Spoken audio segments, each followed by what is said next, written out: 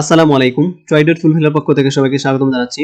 আজকে 20th century poetry এই সাবজেক্টের একটি কবিতা পড়ছি, the love song of J.Alfred Prufrock, যেটি T.S.Eliot এর লেখা। এই কবিতার মধ্যে 20 শতকের একজন যুবকের যে অবস্থা সেটিকে কবি তুলে ধরেছেন। আমরা এখানে সামারিটা পড়ে যাব এবং এটা সম্পর্কিত অন্যান্য বিষয়গুলো জানব। যারা আমাদের চ্যানেলে নতুন এসেছো অবশ্যই চ্যানেলটি দেখে নেবে এবং চ্যানেলটি সাবস্ক্রাইব করে নেবে।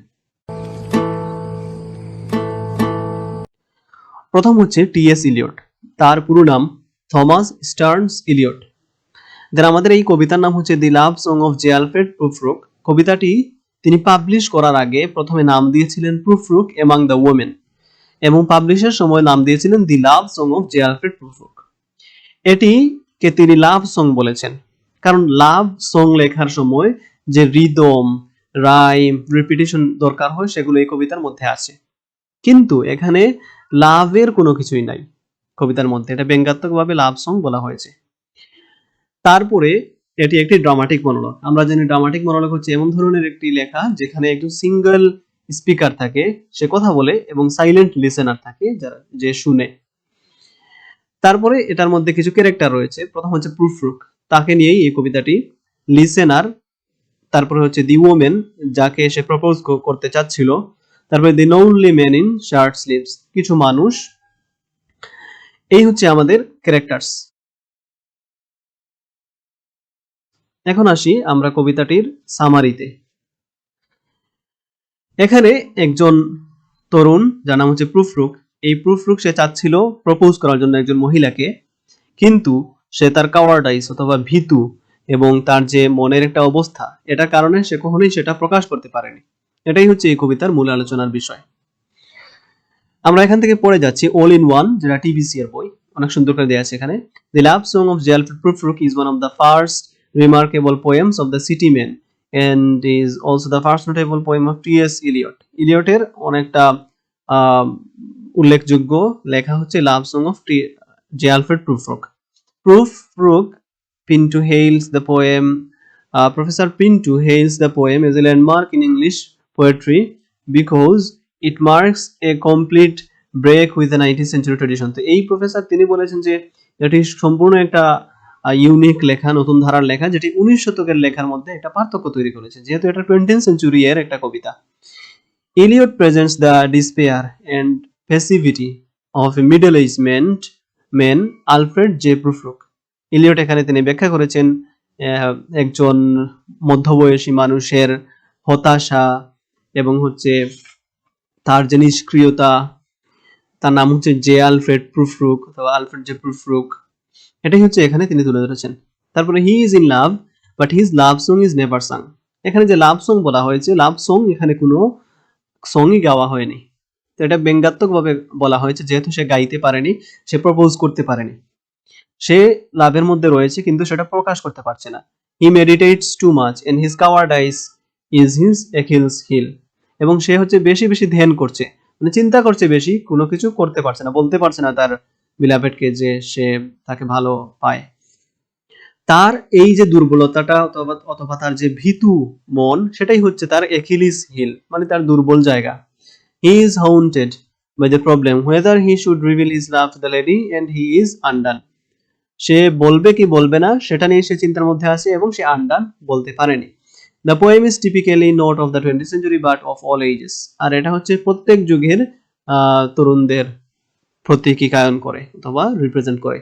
It deals with the emotional frustration, despair, hollowness of human beings living at any period in history. প্রত্যেক যুগের মানুষের যে হতাশা, তারপরে হচ্ছে তাদের সংকীর্ণতা, এই সব কিছুই উপস্থাপন করছে এই কবিতাটি, অথবা প্রুফরুক সে সব যুগের সব যুবকদেরকে উপস্থাপন করছে এখানে।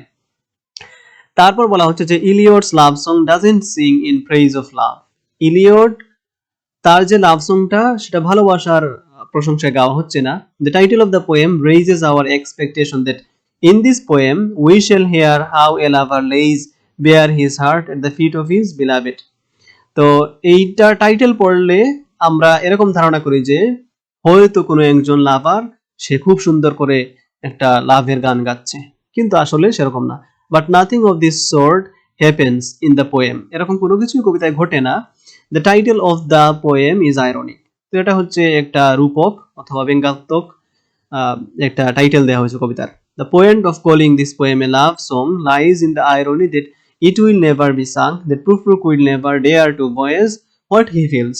তো এটাকে ব্যঙ্গাত্মকভাবে এজন্য উপস্থাপন করা হয়েছে যেহেতু প্রুফরুক সে কখনোই তার লাভ প্রকাশ করতে পারছে না এবং লাভ সং সে কখনোই গাইতে পারবে না।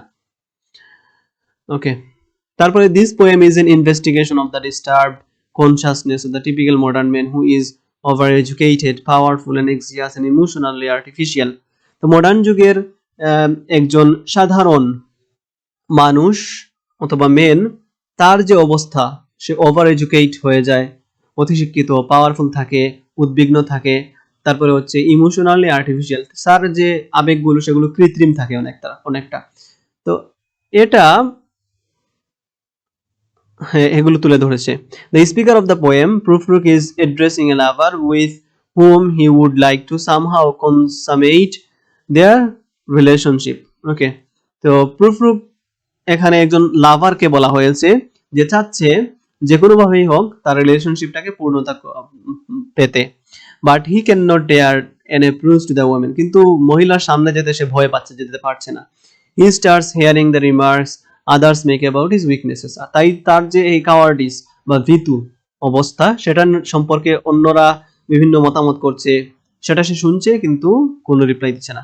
He becomes conscious of his growing age and unkempt clothing, তো সে তার বয়স আস্তে আস্তে বেড়ে যাচ্ছে, সে প্রকাশ করতে পারছে না তার প্রপোজাল, তারপরে হচ্ছে তার যে এই একটা অপরিপাটি কাপড় চোপড় অথবা গেট আপ সেটাও সে লক্ষ্য করছে। He rarely thinks of himself, I cannot enjoy even a peach. সে খুব কম তার নিজের সম্পর্কে চিন্তা করে এবং সে একজন খুবই আকর্ষণীয় সুন্দর তরুণীকেও এনজয় করতে পারছে না কারণ তার ভীতু এবং তার যে ফ্রাস্ট্রেশন এগুলোর কারণে। He does not have the courage to do anything in life except thinking and thinking. জীবনে তার শুধুমাত্র চিন্তা করতেই জীবন চলে যাচ্ছে, তাছাড়া সে আর কিছুই করতে পারছে না, সাহস করতে পারছে না। At the end of the poem, he hears the mermaids singing for each other and he surely knows they won't sing to him. তো মারমেড হচ্ছে মৎস্যকন্যা, যার অর্ধেক শরীর হচ্ছে মানুষের মতো, অর্ধেক হচ্ছে মাছের মতো। তারা যারা সাহসী পুরুষ তাদের জন্য গান গেয়ে থাকে, কিন্তু সে যেহেতু সাহসী না এজন্য মারমেইডরা তার জন্য গান গাইবে না, সেটা সে বুঝতে পারছে। তো এই হচ্ছে আমাদের লাভ সং অফ প্রুফরুকের মূল সামারিটা। এর থেকে প্রশ্নগুলো খুবই সহজ, তোমরা পড়লে এমনিতে বুঝতে পারবে সামারিটা জানার পরে। আশা করি এটা সবার উপকারে আসবে। সেটি কিরকম হয়েছে আমাদের লেকচারটি কমেন্টে অবশ্যই তোমরা এটা জানিয়ে দেবে এবং তোমাদের বন্ধুদের সাথে এটা শেয়ার করে দেবে। ধন্যবাদ সবাই। ভিডিওটি ভালো লাগলে লাইক করেন, নতুন নতুন ভিডিও দেখার জন্য সাবস্ক্রাইব করে দিন।